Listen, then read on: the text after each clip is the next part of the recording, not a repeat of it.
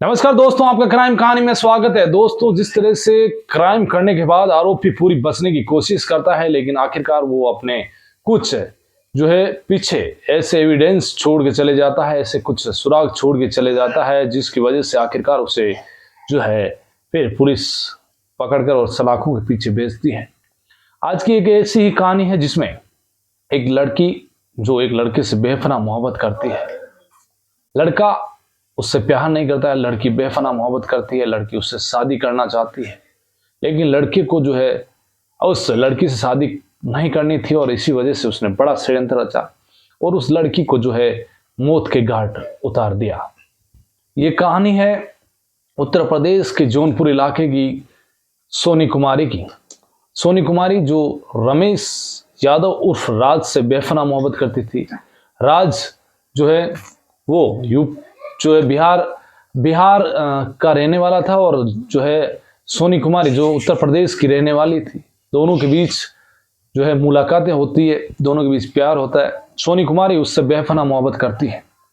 सोनी कुमारी उसके प्यार में इस तरह पागल हो जाती है कि अब उसे सिर्फ राज के अलावा उसे कुछ नहीं चाहिए था। वो राज के ऊपर लगातार शादी का दबाव बना रही थी, लेकिन राज जो है उसके प्यार को जो है कुछ भी नहीं समझ रहा था। अब धीरे धीरे सोनी कुमारी की जो है उम्र बढ़ रही थी। उसके घर वाले जो है अब सोनी कुमारी की जो शादी के लिए दबाव बनाने लगे, क्योंकि उम्र उसकी बढ़ रही थी। लेकिन सोनी कुमारी नहीं चाहती थी कि जो उसकी शादी कहीं दूसरी जगह हो, वो तो सिर्फ रमेश यादव उर्फ राज से ही शादी करना चाह रही थी। अब इधर रमेश ने सोचा कि जब तक जो है सोनी जो है उसकी जिंदगी में रहेगी तब तक उसकी शादी नहीं हो पाएगी। अब वो सोच रहा था कि मुझे किसी दूसरी लड़की से शादी करनी है और यदि सोनी कुमारी उसके बीच रहेगी तो वो उससे कभी जो है उसका ब्याह नहीं होगा, उसकी शादी नहीं होगी। अब जो रमेश यादव है यानी कि राज, उसने अपने भाई को, बड़े भाई को बताया कि जो सोनी कुमारी है उसके और उसके बीच में जो संबंध है वो इस तरह से हो गए हैं कि अब सोनी कुमारी जो है उसके ऊपर शादी का दबाव बना रही है और वो शादी करना चाह रही है। रमेश ये सोच रहा था कि अब कैसे भी करके जो है उससे छुटकारा पाऊं, लेकिन सोनी उससे बेपनाह मोहब्बत करती। अब बड़े भाई ने कहा कि तुम एक काम करो, उसको रास्ते से हटा दो जिससे कि तुम्हारी शादी हो जाएगी और उससे भी पीछा छूट जाएगा। अब षड्यंत्र रचा जाता है। इधर सोनी इस बात से अनजान कि उसकी मौत की जो है साजिश उसी के आशिक के द्वारा रची जा रही है।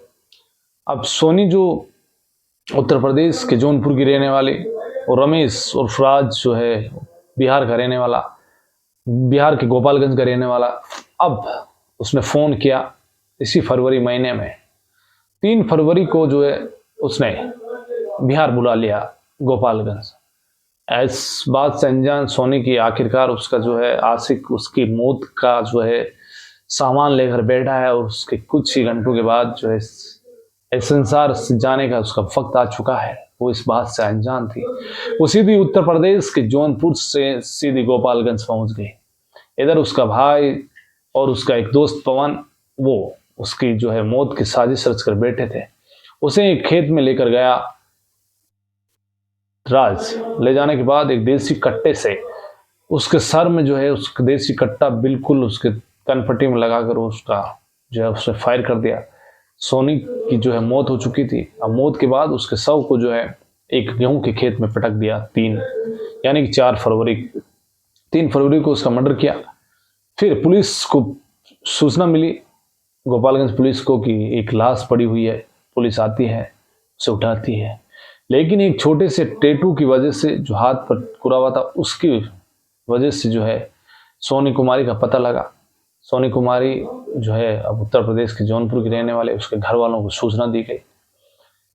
पुलिस ने जो है एविडेंस जुटाए और जो है वहां पर डिजिटल कुछ साक्ष्य जुटाए, ऐसी जो तकनीकी कैसे जो है यहाँ पर किस किस लोगों का जो है मोबाइल एक्टिवेट वगैरह था, और ये तमाम पुलिस को जो कुछ सुराग मिल गए। उसके बाद पुलिस ने जो है रमेश के भाई, बड़े भाई को और उसका एक दोस्त पवन को और एक और 3 लोगों को गिरफ्तार कर लिया। लेकिन रमेश और फराज जो फरार हो गया, वो पुलिस के हत्थे नहीं चढ़ा।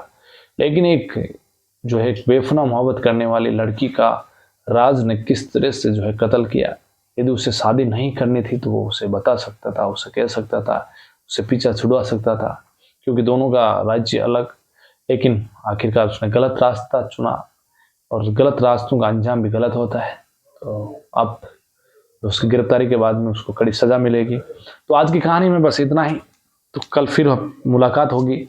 तब तक के लिए नमस्कार।